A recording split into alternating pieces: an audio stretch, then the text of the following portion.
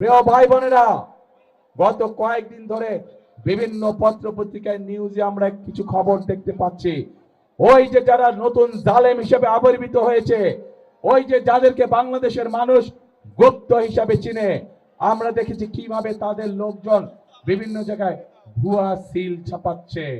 কিভাবে আমরা বিভিন্নভাবে শুনতে পাচ্ছি যে তাদের পরিচিত যেগুলা প্রেস আছে সেখানে বলে তারা ব্যালট পেপার ছাপাচ্ছে, যেটি তারা পকেটে করে নিয়ে যাবে।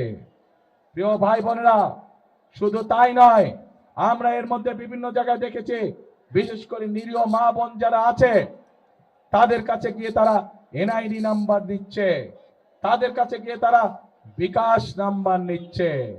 প্রিয় ভাই বোনেরা, এই গুপ্তের দল, এই জালেমের দল বলে তারা নাকি সৎ মানুষের শাসন কায়েম করবে।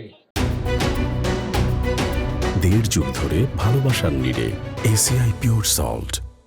আরে ভাই, নির্বাচনের আগেই তো আপনারা জাল ব্যালট পেপার শুনলাম, খবরে দেখলাম ছাপাচ্ছেন।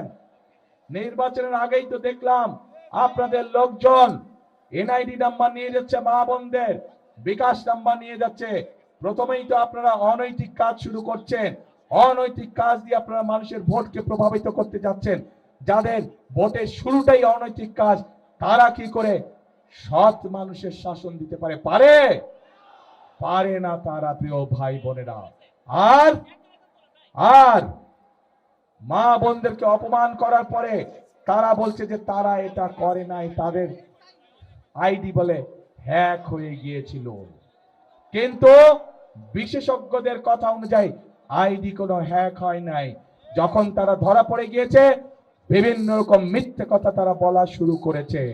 প্রিয় ভাই বোনরা, যারা একটি অপরাধকে ঢাকার জন্য মিথ্যে কথা বলে, আর যাই হোক, তারা সৎ মানুষের শাসন দিতে পারে না। কাজে প্রিয় ভাই বোনেরা, এদের এই ষড়যন্ত্র সম্পর্কে আপনাদেরকে সজাগ থাকতে হবে।